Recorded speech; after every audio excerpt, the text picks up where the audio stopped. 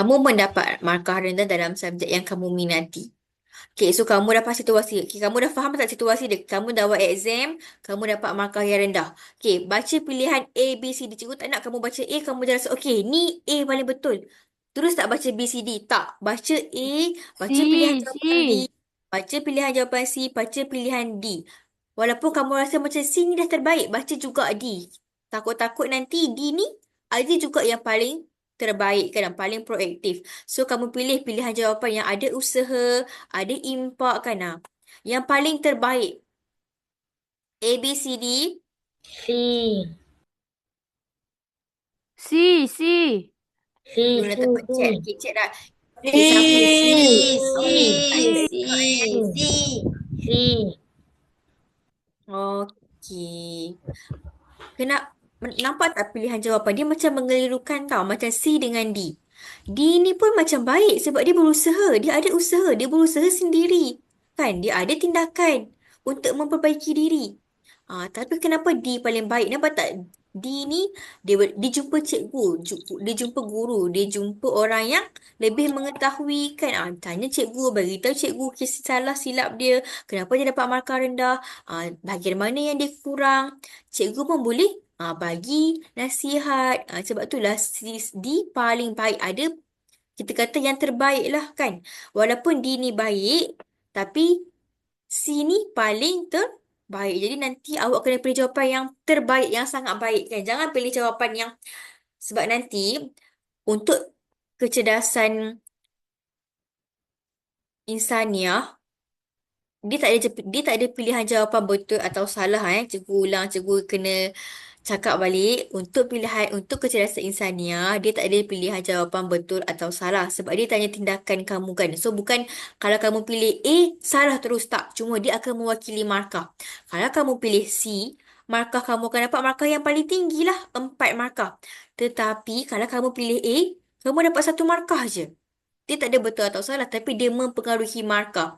So kita kena pilihlah markah yang paling tinggi kan. Kita nak dapat markah tinggi. So pilih yang terbaik. So nanti awak akan dapat markah yang paling tinggi. Okay? Cikgu. Okay, yang lain ni kena bersedia Nama awak kena panggil cikgu nak awak bersedia Aish Zikri. Aish Zikri ada tak? Aish. Ada. Ada. Okay, bagus Aish.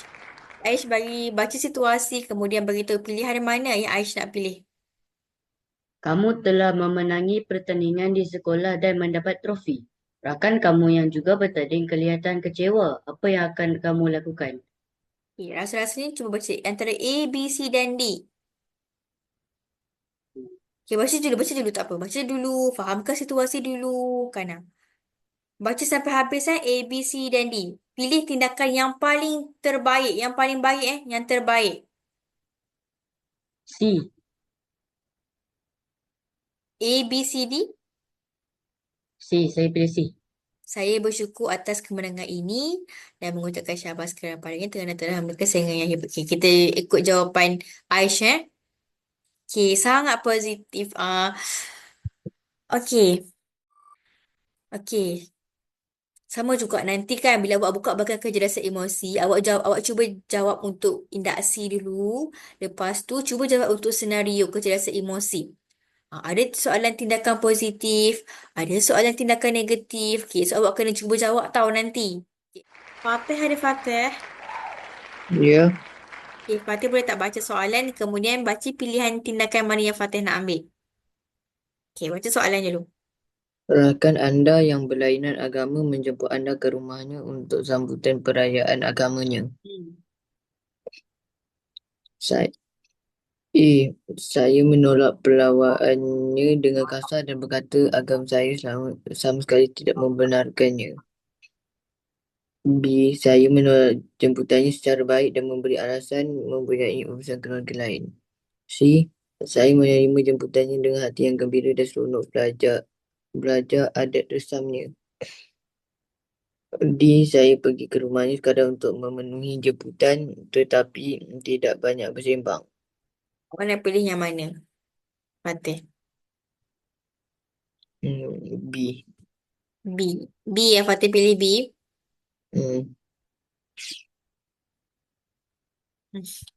Okey, jadi jawapan yang terbaik adalah saya menerima jemputannya dengan hati yang gembira dan seronok belajar dalam sedikit. Tapi jawapan Fatih tak salah tau. Jawapan Fatih tak salah. Cuma markah yang Fatih dapat tak full lah. Dapat 2 markah kan. Kenapa? Sebab kita tolak. Walaupun kita tolak jemputannya dengan baik, kita bagi alasan. Kita bohong. Kita bagi alasan kita ada urusan keluarga. Padahal kita tak nak pergi. Tapi sebab dalam pilihan jawapan ni, pilihan jawapan yang paling terbaik adalah kita terima jemputan dengan hati yang gembira dan kita pergi, kita niat kita nak belajar budaya dan adat resam dia, okey? Okey, nampak tak sebab tips dia? Kawan yang baik selalu menghormati perayaan rakan-rakan yang lain, okey? Fatih. Anda dilantik menjadi ketua untuk satu projek yang anda kurang mahir.